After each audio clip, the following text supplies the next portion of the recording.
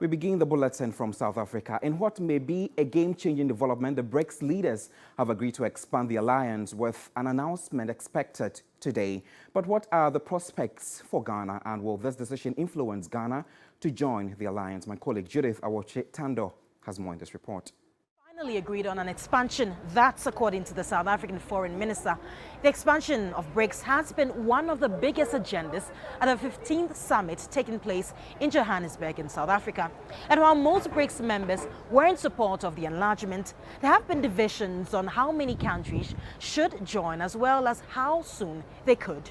Well, this agreement paves way for dozens of interested candidate nations who as of now stand at about 40 to make their case for joining the grouping, which seeks to lead the development of the Global South. New realities call for a fundamental reform of the institutions of global governance so that they may be more representative and better able to respond to the challenges that confront humanity. Nigeria, which is the biggest economy in Africa, has so far expressed interest in joining BRICS, and we have to see whether or not Ghana will follow suit. But while we await Ghana's final verdict, some key personalities have expressed hope it will soon join. There are always national considerations, so I wouldn't be the one to say to Ghana, please apply, but I hope that at least whatever decision Ghana takes, they'll have considered the opportunity and decided in the best national interests. Judith Awoche-Tando, TV3 News, Johannesburg, South Africa. Back to the capital, Accra, the quest by the NDC minority to pile pressure on Central Bank Governor Dr. Ernest Addison to resign is gathering momentum after the opposition MPs say they have reached a consensus with the police en route for their September 5 march. Is on to get the Bank of Ghana Governor Dr. Ernest Addison to resign and resign in earnest. That September 5 protest by the minority in Parliament appears to be all but confirmed after more than an hour of meeting with the police hierarchy at the Accra Regional Police Command. According to the Deputy Minority Leader of the NDC, Ama Kofi Boa, they have agreed with the original route as captured in the letter submitted to the police command. The police service made some proposals to us, and we also insisted on our proposals in terms of the route we have. We concluded a meeting that we will go through the route that we have proposed.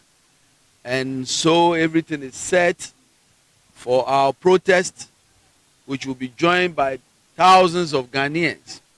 The NDC MPs had, in a letter dated August 21, stated their desire to march from the frontage of Parliament House through the Osu Cemetery traffic light to the Ministry of Finance, to the High Court Complex, Kimbu, Makola, Rollins Park, Opera Square, and then end up at the Bank of Ghana.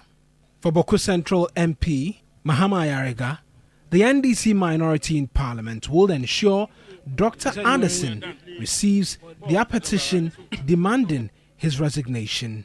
We want the governor to be the one to receive our petition, and that is why we must march to the Central Bank building itself so that he can come down and then receive the petition himself. And we insisted on that position. So I believe that the police will convey our demands to him. And I believe that he would make himself available to receive our petition. Dr. Ernest Addison is coming under pressure to resign after the central bank posted 60 billion cedis in losses and the ongoing construction of a new head office amidst the country's current economic challenge. Eric Mawina Egbeta, TV3 News, Accra Regional Police Command.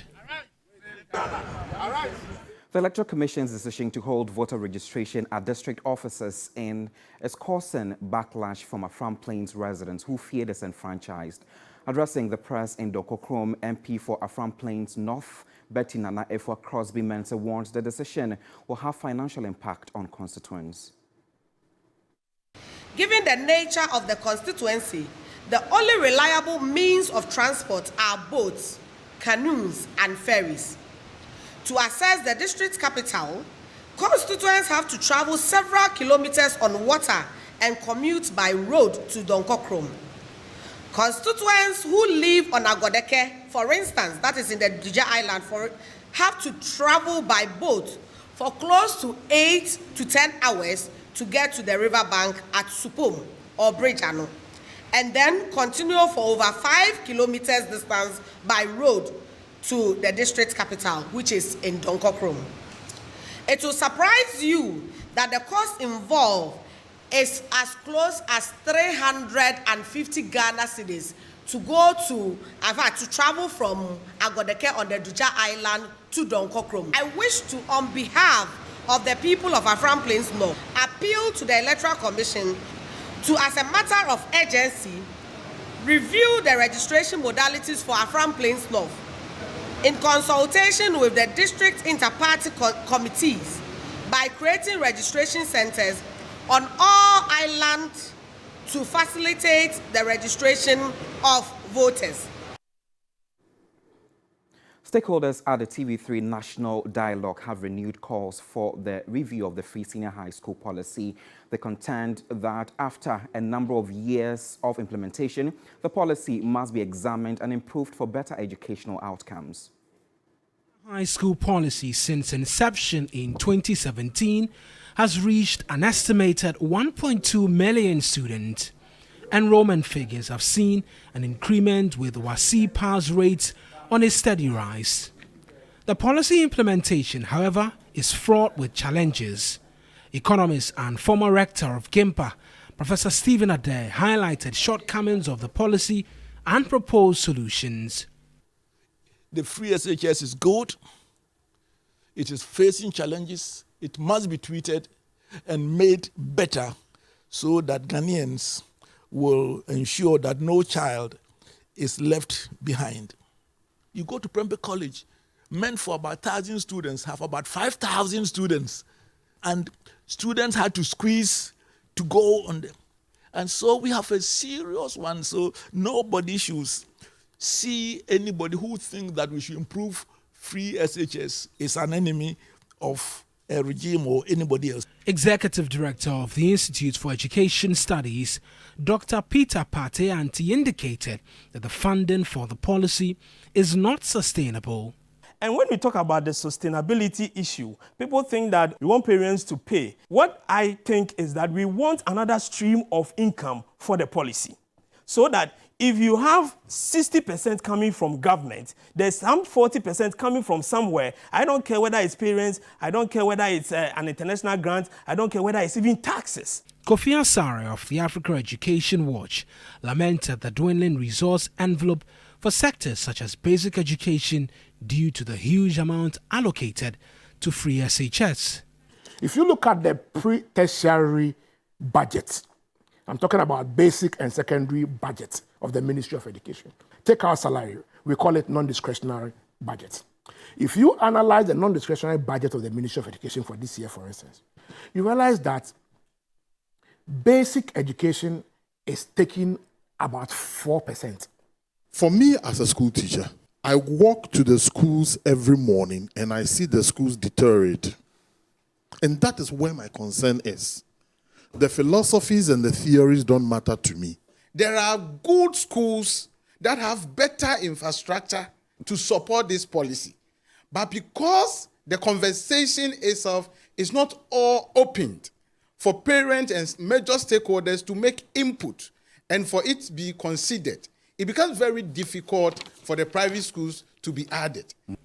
In May this year, government announced plans to review the free SHS program. Details are still scanty as to what form this review would take. More on education. The Education Minister, Dr. Yose Duchum, has urged Ghanaians to disregard politicians criticism that government has failed to transform the education sector. He was speaking at the launch of this year's Ghana Teacher Prize celebration in Accra. Don't pay attention to some of the assertion by my colleague politicians who will come to you and tell you that this government has done nothing in education. Politicians are our worst enemies. Because sometimes I look at it and I say to myself, as a citizen of Ghana, if I was not a politician, how would I feel when I hear both parties lambasting each other and discounting the achievement they've chalked with the taxpayers' money? So when they are lying to you, don't hear them. When we are in parliament, we don't say those things. We eat together. We have fun together. We get on TV and we lie to you. The sector minister emphasized government's commitment to motivating teachers and implementing senior high school programs to make students job competitive. We have middle junior high schools under construction that will move junior high schools from 19th century to 21st century education system powered by STEM. We haven't left out the arts, because the review of the new high school curriculum is ensuring that students will become more well-rounded and be able to offer a course in visual arts, even if it's for a year. It doesn't have to be 3 years. In the Upper East region, the lives of pupils and teachers at Kukruzua Basic School in the Boko West district of the Upper East region are at risk. Well, there's an unfortunate incident. The dilapidated school building houses pupils from KG1 to Primary 3. There are no schools in Ghana that are sitting under trees. Come to Kukruzua Primary School. From KG 1, 2, 3 up to P3, they are all sitting under trees. Kukruzua Primary School was established in 2004 as part of the HICC project. Over time, the building has deteriorated with no renovation. The deteriorating state of the building is putting the lives of the pupils and teachers at risk, forcing them to resort to studying under trees. Deep cracks line the walls and pillars of the school building, leaving it perilously close to collapse. Although appeals have been made to the Ghana Education Service and the Boko West District Assembly, nothing has been done about the situation. This is a death trap, and we are finding it difficult to control the children in the classroom. Because of that, our enrollment has reduced. Gladys Baba is the head teacher of Kukruzua Primary School. Teaching on air, the children are not understanding anything. And they will write the same exams, and at the end, they will blame the teachers that the children are not performing. How will you perform that magic? And then we appeal to the assembly. Common marker boards, common marker pen, common duster. They said they don't have money.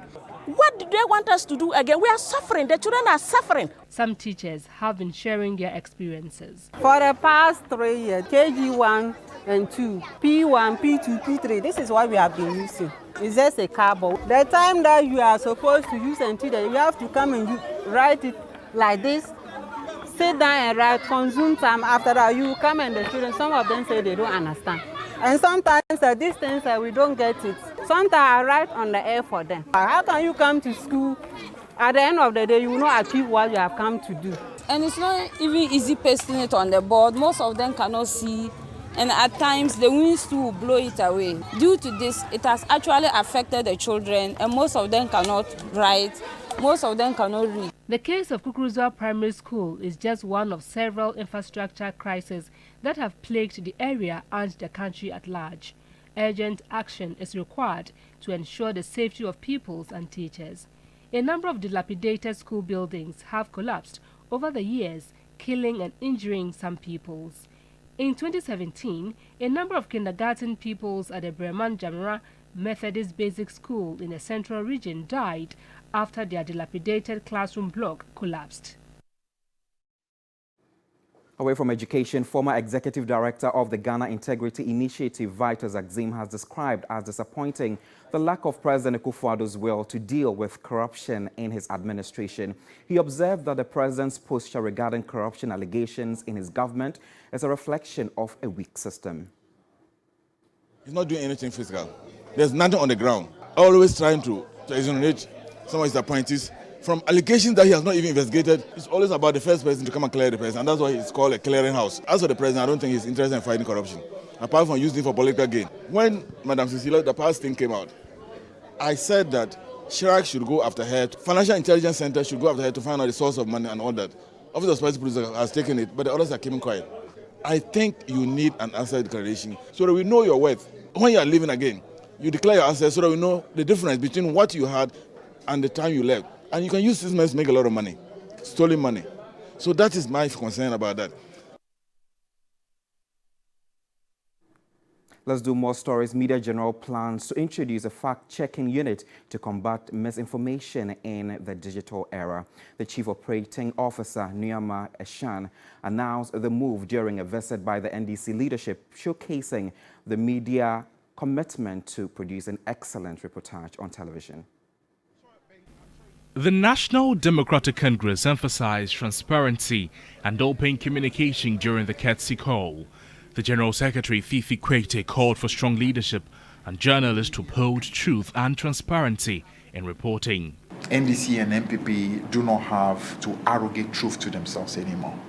That we should have a situation where the media must have a certain index of truth. So when a politician is lying, it should be pretty obvious that you're just lying, you're not telling the truth. The Group Chief Operations Officer, Nyama Eshan Famia, lauded the visit, highlighting the media conglomerate's achievements in objective journalism and diverse voices platform. We will always be friends of all seekers of truth. Yes, we will always be friends of anybody who is interested in Project Ghana and is determined to do what is right to make it happen. There may be some who may have ulterior motives, not us. Our position will not change. We will stand on the side of the truth.